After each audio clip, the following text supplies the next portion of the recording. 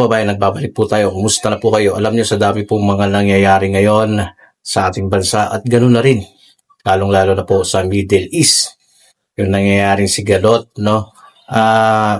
Inaatake po ng Iran, yung mga kaalyado ng USA.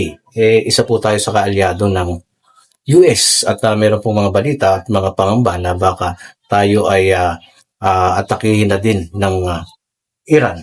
At meron din na rin po mga agam-agam na baka daw itong kung direkta po tayo atakihin ng Iran, makaka-apekto po ito sa paparating na BSKE sa November 2, 2026. Ayan.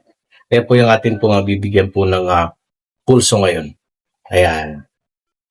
Wala namang pag-asa ang BSKE na ito po ay maiuurong pang muli.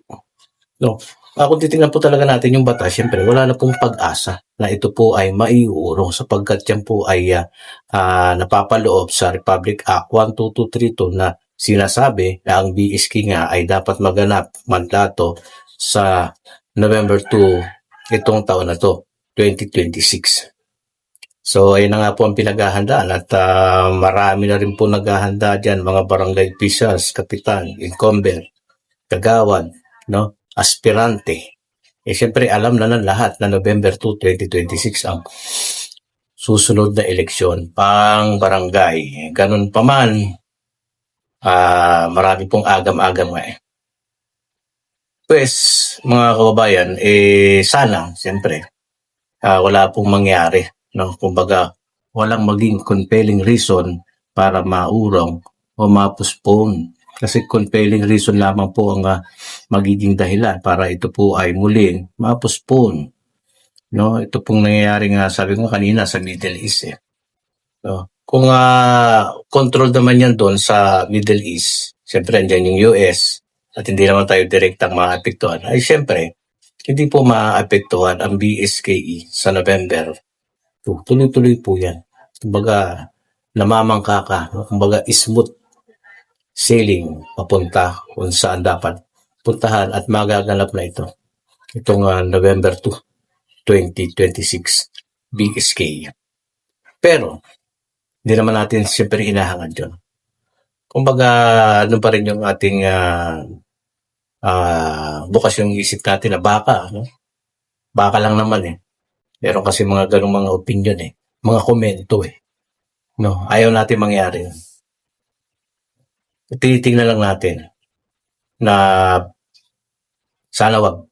Sana hindi tayo direktang maapektuhan ng digmaan na nagaganap sa Middle East. Malayo naman ang Iran sa Pilipinas Di po ba? So tayo mag-pray. Alam nyo, ganito yan Ito nakakatawa dyan. Yung ibang bansa, pinaghahandaan nila na baka biglang magkaroon ng World War III. Handa sila dyan. Real talk po yan. Huwag yung isipin na gusto natin mayroon. Siyempre hindi. Pero advance sila mag-isip. Aantayin pa ba nila na kung kailan nandiyan na, saka palang kikira. Siyempre, pinag-iingatan nila yung kanilang mga kanya-kanyang bansa, yung mga leader dyan. Naghahanda sila sa World War posibleng mangyari, World War III. Samantalang ang Pilipinas, ang pinaghahandaan ay mga eleksyon 2028 at itong BSKE sa taon na ito. Diyan tayo nakatuon Diyan kayo nakatuon Pero huwag niyong ialis sa isang side ng inyong isip. No? Marami pong pwede mangyari na sana hindi. Ayaw natin yun. Diba? Ito lang masasabi ko bago matapos ang video na ito. Wala nang pag-asang mauurong pa ito sapagkat itong RA 12232 ay ganap at isa nga pong batas, mandato na dapat ipatupad ng gobyerno, specifically ang COMELEC at maraming beses na rin po yan na-announce ni Chairman Garcia na tuloy-tuloy na po sa November 2 at yung voters registration tuloy-tuloy na nagaganap hanggang sa susunod. Itong taon na ito. Hanggang Mayo yun. At meron na nga din pong nilabas na bagong calendar of activity ang COMELEC at na i-content na rin natin yan, na ibigay na natin yung schedule sa inyo. Kung wala pa kayo dyan, yung halimbawa ngayon lang nakapanood na hindi pa alam na meron na pong bagong calendar of activity, pwede nyo gamitin ang inyong cellphone, may internet kayo, Chrome, type nyo lang, no? BSKE Calendar of Activity 2026. Lalabas na po yung schedule nun. Malamang, siyempre, yung mga aspirante, yung mga barangay officials, alam na nila. Pero yung mga botante, siyempre, yung iba hindi pa updated eh. At nga, kung mapapanood nyo ito, yun lang ang gawin nyo para updated kayo. BSKE November 2, 2026. At dagdag na lang natin yung mga, kasi umubong din yung mga bali-balita na yung magiging kwalifikasyon kung ikaw ay gustong maging barangay officials. No? Simple lang naman, ganun pa rin naman. No? Ikaw ay Filipino citizen, marunong ka magbasa, 21 years old pataas, rehistrado ka sa iyong nasasakupang barangay, no? Walang kaso, no? Walang mga nakapending na kaso o mga nilabag na batas. Ganun lang, qualified ka dyan. As long na marunong ka magbasa, edukado, hindi naman sinabi na at least 40s. No? Hindi pa naman itinataas ng sobra. Kasi itong sa barangay, kahit ikaw ay hindi naman sobrang edukado, pero naiintindihan mo ang mga simpleng batas, ordinansa sa barangay, kwalipikado ka dyan. As long na taos sa puso ang iyong, kaya ka gusto tumawa, gusto mong ma-improve yung pamumuhay dyan sa inyong mga barangay, pwede ka dyan. Yun nga mga korap, nakakalusot eh.